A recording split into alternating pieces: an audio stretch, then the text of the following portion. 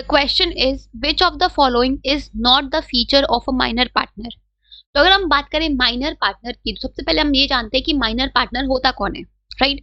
तो एक माइनर हम किसको बोलते हैं, तो according to the section 3 of Indian Majority Act, जिस भी इंसान की उम्र अभी 18 प्लस नहीं हुई है हम उनको बोलते हैं माइनर, राइट। मतलब कि इन शॉर्ट जिस इंसान ने अभी 18 प्लस की एज अटेंड नहीं की है उसको हम बोलते हैं माइनर, राइट।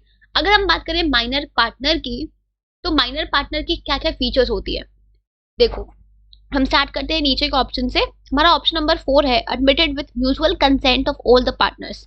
तो हम एक जनरली क्या होता है कि जो माइनर होता है वो कॉम्पिटेंट टू कॉन्ट्रैक्ट नहीं होता है, मतलब वो किसी भी कॉन्ट्रैक्ट में एंटर नहीं कर सकता है, राइट। तो अगर हम बात करें पार्टनरशिप की, तो पार्टनरशिप भी तो एक टाइप का कॉन्ट्रैक्ट ही है बिटवीन पार्टनर्स। तो एक माइनर जो है क्योंकि वो कॉन्ट्रैक्ट में एंटर नहीं कर सकता है तो वो एक पार्टनर नहीं बन सकता जनरली। बट अगर सारे पार्टनर्स का म्यूचुअल कंसेंट हो, सारे पार्टनर्स अग्री करे, तो हम माइनर को एज अ पार्टनर उस पार्टनरशिप फॉर्म में एडमिट कर सकते हैं, ठीक है। तो minor partner can only be a partner when all the partners give the consent. जब सारे पार्टनर्स म्यूचुअली अग्री करें कि हाँ हमें इस इंसान को एज अ हमें इस माइनर पर्सन को एज अ पार्टनर अपने फॉर्म में रखना है, तो ही वो माइनर पार्टनर उस फॉर्म में पार्टनर बन सकता है, राइट। तो ये जो आपका फोर्थ पॉइंट है ये सबका सही है।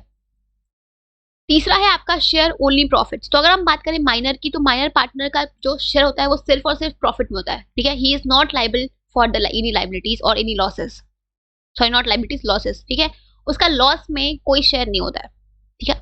जब भी पार्टनरशिप फॉर्म में प्रॉफिट होगा उसका प्रॉफिट में हिस्सा होगा, बट लॉस में उसका कोई शेयर नहीं होगा, ठीक है। वो सिर्फ पार्टनरशिप फॉर्म के बेनिफिट के लिए एडमिट किया जाता है, एडमिट होता है, ना कि आपके लॉस के लिए, ठीक है। So he only has the share in the profits only. तो ये भी आपका जो स्टेटमेंट है ये आपका माइनर पार्टनर का फीचर है।